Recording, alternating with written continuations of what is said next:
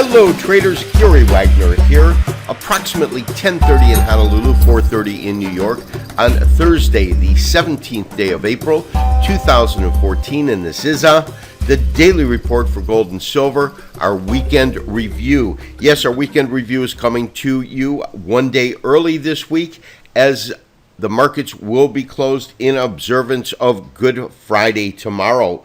We do have the precious metals across the board trading lower, still under pressure. We're looking at our current gold chart, currently trading at 1294.82. The low right around here, 92.40. The high, 13.05. Puts it off about $7-8 on the day. Silver also trading lower, but in essence unchanged on the day, currently showing off about 3-4 cents on the day, 1960. You can see that's current print. And 1942 on the low, 82 on the high. More on silver towards the end of the show. When we take an overall look at gold's activity during this week, there's no doubt we had a week in which we saw dramatically lower pricing as the market hit a top at around 1333 and began to trade lower. We'll look at a weekly chart in a second, but I want to start the show by looking at our short-term chart. Our short-term chart, of course, is 320 minutes. We've identified this particular rally that we are labeling as really wave one right in here, and it is my current belief that we are in our second wave right now. And although we're in that wave, we've got a ways to go, because really what I'm looking at is as the market came down, this here is our A. I believe that we have now completed our B, and we are now going into our final C wave. And so the question remains, where will that C wave take us? And in terms of straight Fibonacci retracement theory, what we are looking at is the potential for a little bit more downside, but I don't think we're going to see a tremendous amount. When we take a look at this wave one here and we calculate wave one's retracement at 50%, that takes us to 1287. And then if we look at the more dramatic 61%, that would take us roughly to 1262. So that would take us down a little bit further. Now, we did find support when we saw the market hit this bottom and kind of bounce back off of it the other day. We have broken through any kind of support during this last move down. In other words, the conclusion of our A wave right in here. As the market came up, I think we effectively saw a 50% retracement. Now, this retracement here is a 50% retracement of the move down. So you get this move down, which is a little bit over 50%, not quite 61% of the large rally. Then when we look at this correction, this last rally was precisely 50%, came to 32.50, I believe was a high. Now that we're headed lower, my sense is that we'll probably come in and test this 61% retracement level. Now, there just has been a tentative agreement reached by the Ukrainian government and the Russian government, and so we'll see over this long weekend if the violence and the geopolitical unrest seems to kind of taper down and quiet down. That, of course, would take out premium that has been in gold as a safe haven investment, and that premium, of course, would back out. So we'll have to see how the market unfolds come Monday morning as it's closed tomorrow, but we'll have to pay close attention to the current events that occur over this weekend.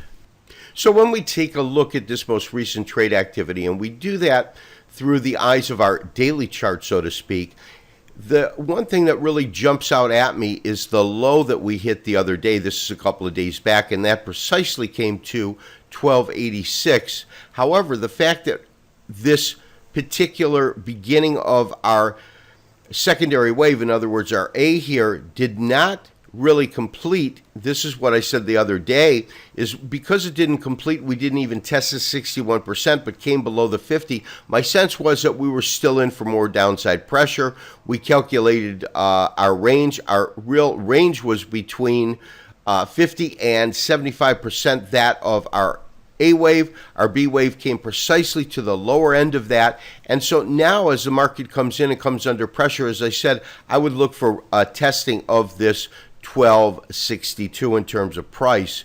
Now, when we look at our candlestick charts in terms of any kind of pattern that we're getting, of course, we've identified a very, very strong engulfing bearish. It's really strong because not only does it engulf this smaller candle, but it comes in and almost engulfs the entire range of this last part of this rally, this B wave. It gives back probably 70+%.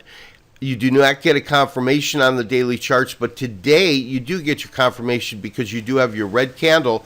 Now, it does have a lower high. It does not have a lower low because it's really an inside day, effectively trading within the range that was created a couple of days ago as that market had a brutal, brutal sell-off. Now, in terms of what we're seeing on our Japanese average chart, and realize that a Japanese average chart gives us an overall sense or feel for the market. It is truly not a technique that we use to trade off of, as in other words, the actual trigger or signal to enter a market, because it tends to come a little bit later because it's average based. However, it gives us really good indications of the strength or weakness of a trend, whether it's waning, whether it's strengthening, and it will give us those pivot points, although it gives it to us in terms of a confirmation. We'll get it later on. Now, when we look at the straight patterns that we got in terms of Japanese average charts, we really didn't get any. You had pretty much green candles all the way up, nice body size on all of them, absence of midpoint on all of them. This final pinnacle candle here, almost just in here, had a decent body size. You can't even call that a small body size. We're not getting that pivotal doji. And then the following day, we got this tremendous, tremendous sell-off in the market, tails on both sides, and now we've gone to these absence of upper wicks, which tells us that it's opened, traded below, and closed below the midpoint of the prior day candle. So you're getting a succession of reds like we got a succession of greens. We're not getting any kind of real choppy action like you get here, where the market tends to consolidate a little bit.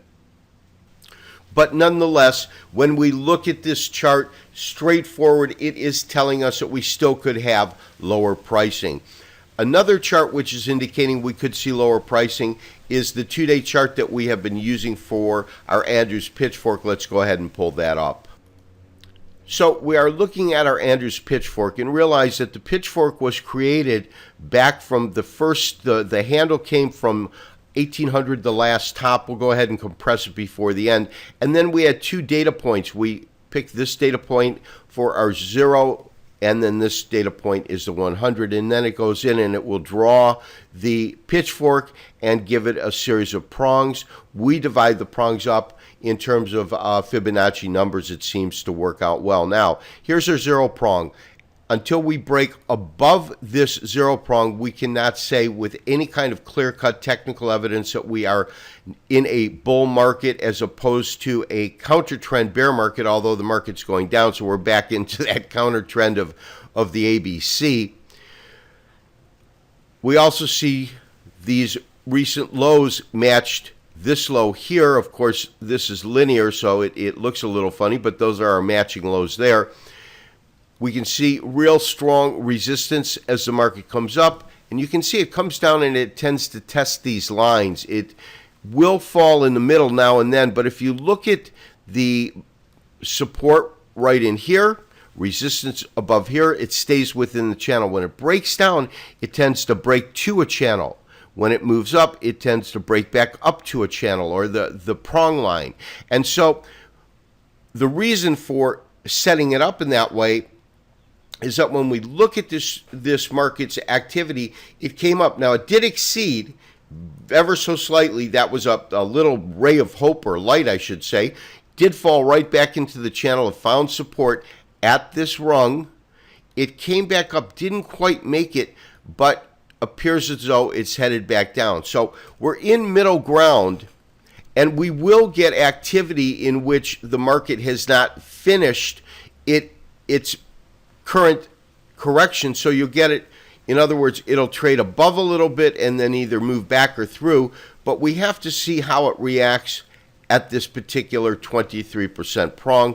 It's very, very close to really coming in, testing that bottom, and then moving up from there. So I've pulled up a 2-day chart. I really do not believe we've seen any kind of long-term technical damage on the market. Tremendous $200 rally, starts the year off well. Market corrects little over 50%, not quite 61, get a true 50% rise up. And as I said, I would expect it to come in and test, as I said, about 1262. That should conclude our ABC here, this being 1, this being 2. We would then enter 3. As long as it trades and stays above that 61% retracement level, I don't see on a technical basis that we have really caused any there's been any kind of long-term damage being caused in terms of the market itself. I would look for this last C wave to kind of conclude itself. We know the numbers of where we're looking for it to go, and then I think we'll start to see the markets move higher in terms of gold pricing. Now, traders, I wish I could say the same for silver, that I see some light at the end of the tunnel. But here's my basic conflict that we're having. And let me go ahead. I've converted this to a 3-day chart so you could look at the study that we're currently working with. And basically, this is a real macro view. But if we take these most recent highs, the second time, first time was 78, but the second time we actually went and hit 50. This top, of course, doesn't match up, but these do.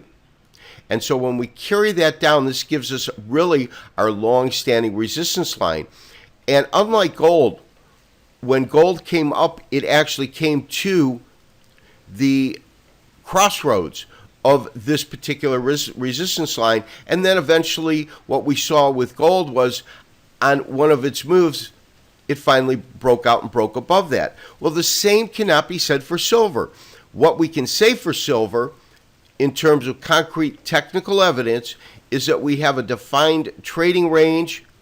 Really, if we're looking at ever since we hit these highs at 22, market comes down and it really finds real support here, low 1900s, and then it finds real resistance 20-50 up to 22 or just above 22 right in here. But these tops here are genuinely at around a 20-21 on the high. I don't see any reason for this market to break out above that. We haven't seen on it, and I'm talking simply technicals, but